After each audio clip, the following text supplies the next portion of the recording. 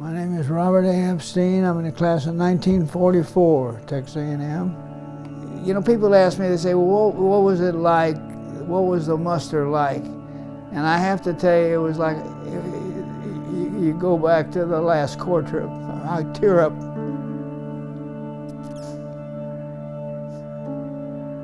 It was like a Corps trip.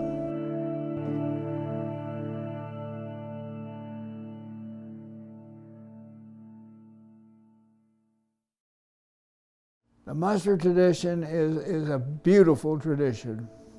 I mean, it's something that nobody else has, and it's unique to Texas A&M.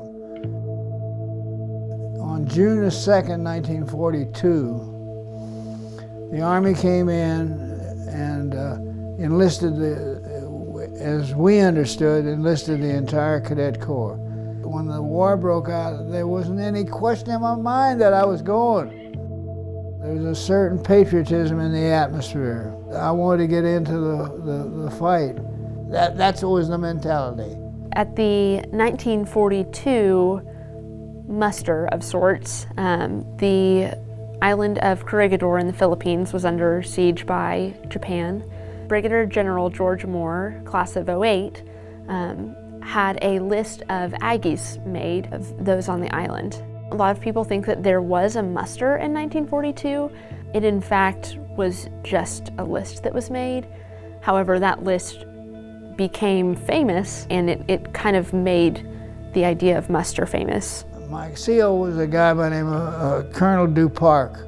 Epstein, what's this thing I see about Texas A&M and a muster? There it was in the news. I told him what it was. I gave him a little background. And he says, would you like to go? And I said, yeah. He says, okay, so I'll send you down there on official business. You can go on. So in 1946, Bob was part of the group of Aggies that came to Corregidor to honor those who had lost their lives. We went to the mouth of Malenta Tunnel and had our muster in the mouth of Malenta Tunnel and took that memorable picture. Well, I've lived with that picture my whole life. In my early years, I didn't know what the heck it was, but I knew that that picture had become synonymous with muster. And it doesn't matter where in the world you are, you need to find another Aggie and have muster. I've attended musters all over the place. I don't think I've missed a muster. I go.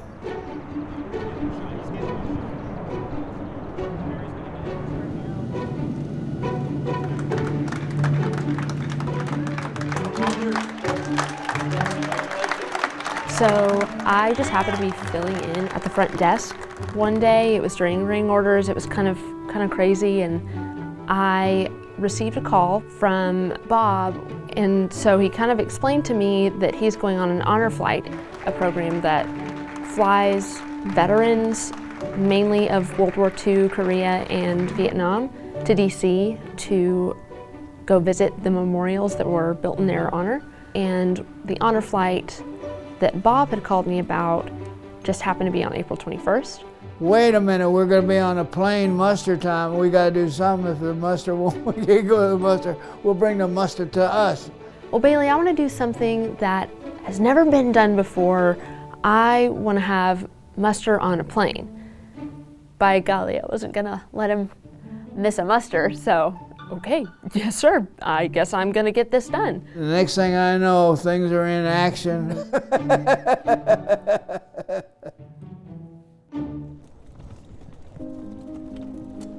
So we woke up bright and early on Aggie Muster Day, April 21st. It was a Saturday, and our first stop was Arlington National Cemetery. We went to the Tomb of the Unknown Soldier, and we were going to be there to watch the changing of the guard. And he shuffled his foot along the concrete. They do it on purpose so that those veterans could hear, you know, thank you for your service. We recognize that we wouldn't be here today without you. The crowds that just poured out, that was really a memorable thing. I mean, can you imagine being in DC and walking up and seeing 23 veterans there. Here we are at the World War II Memorial, and here are World War II veterans right here. And it became almost like it was a receiving line, and all the veterans were lined up there, and people were coming by and shaking their hands thinking, these are the people that this memorial is all about. Those people who were drafted or volunteered were brave and heroic, but they don't really see themselves that way. I did what I thought was proper. I defended this country. If you look at the statistics, only 7% of the American population are veterans, have served in the military. The country was attacked, and if they're attacked again, I'll go again. I can't see where to shoot anything, but we owe it to this country to defend it, the country. I think we may have infected them with that spirit.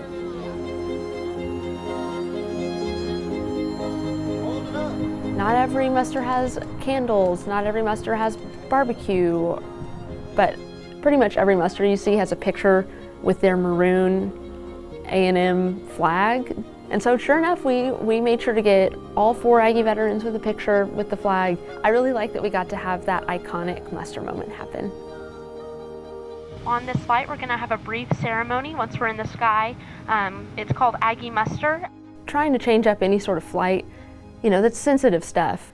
And the pilot looks at me and he says, I love this. I love what y'all are doing to honor these veterans. So as far as I'm concerned, your crew today. Softly call the muster. Let Conrad answer here. Once I got up to start the muster ceremony, all turbulence just kind of settled. There is no death but life eternal for old friends such as they. We also had a roll call. Caroline Killian, class of 2018, here. I lost 4 of my closest fish buddies this year. Charles Garner, class of 1944. To be able to go in and call their names. Hugenheim, class of 1944. David Leth, class of 1944. Ralph Watts, class of 1944. Meant a lot. I get very emotional about Texas A&M, as you can tell. I think the Texas A&M Corps Cadets is the greatest thing that happened to me. Our Aggie veterans today are products of the Corps of Cadets, and this is a poem called The Last Corps Trip that is traditionally read during Aggie Muster. It was Judgment Day in Aggie land. Bailey did a beautiful job, and it was very moving, and it was just perfect. I mean, it really was. It was neat to be able to read something that was so important to him and also to the other Aggie veterans. And when the 12th man heard this, they let out a mighty yell. When I said the words, echoed clear to heaven and shook the gates of hell, the plane just sort of shook a little bit. It's just another Corps trip, boys. We'll march in behind the band. What caught me was the effect that it had on the other passengers on the plane who were not Aggies, who were really impressed with the ceremony. He just was beaming, and he was so proud of this muster that had happened. And to think that we had this muster on this airplane. I mean, kept getting the giggles because it was really that much fun. It really was. In the last 5 years, I've been to 5 different musters. This year, I was 30,000 feet in the air with a muster. You don't even have to be on planet Earth's surface to have muster. You know, as long as you're with other Aggies, you're with your family in your home. Of all the traditions Texas A&M has, I hold that one up as being almost an obligation. You owe it to come back to Texas A&M and muster with your friends every year on April 21st. Whenever it comes time to call Bob's name, I will absolutely say here.